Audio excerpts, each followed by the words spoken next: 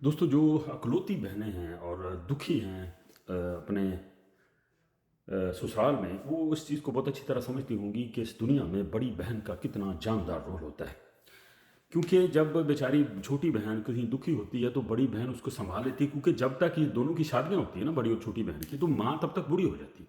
उसमें वो एनर्जी नहीं होती कि इस सियासत को, जो ख़ानदानी या रिश्तेदारों की सियासत होती है, उसको हैंडल कर सके। तो बड़ी बहन जो होती है वो चट्टान की तरह छोटी बहन के पीछे खड़ी हो जाती है।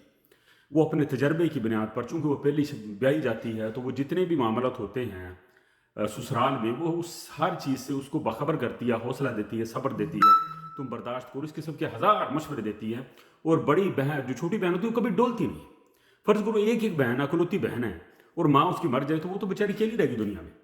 और भाई तो वैसे ही अजीब किस्म के होते हैं। भाई एक हद तक कूट सकते हैं, लेकिन अंदर की जो मसाइल होते हैं, वो बहन अंदर बढ़कर जो बड़ी बहन जो लेती है ना उनकी क्लास, वो भाई नहीं ले सकते।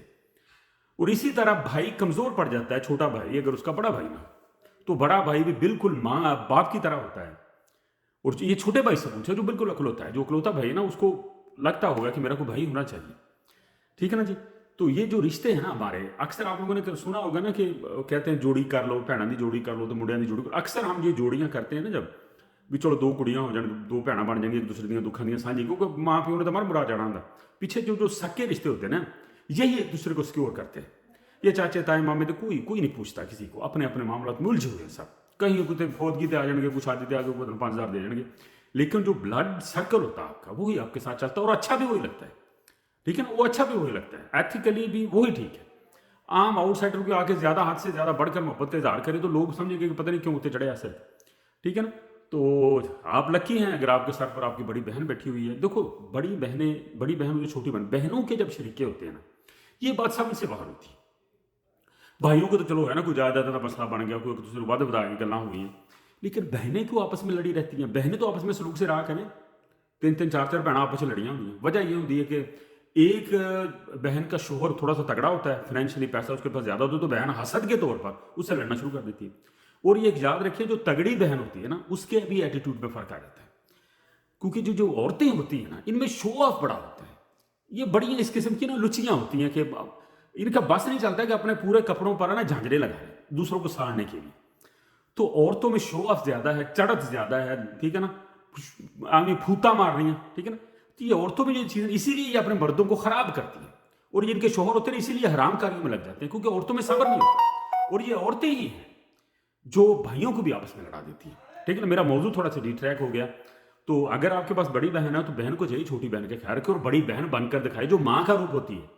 और इसी तरह जो भाई है, बड़ा भाई है, तो उसको भी बड़ा बन के दिखाना चाहिए अगर वो बाप की जगह पर है। देखो ना, फायदा नुकसान भी देखा जाता है। आपने भी मर जाना, हमने भी मर जाना, बड़े ने भी मर जाना, छोटे ने भी मर जाना।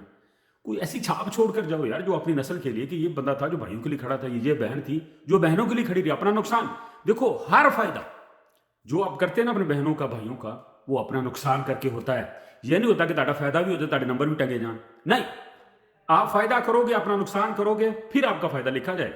नुकसान में ही फायदा, तो वो फायदा ऐसा होता है। लेकिन हम ये जानते नहीं, क्योंकि इसका सारे फल आपको मरने के बाद मिलने हैं।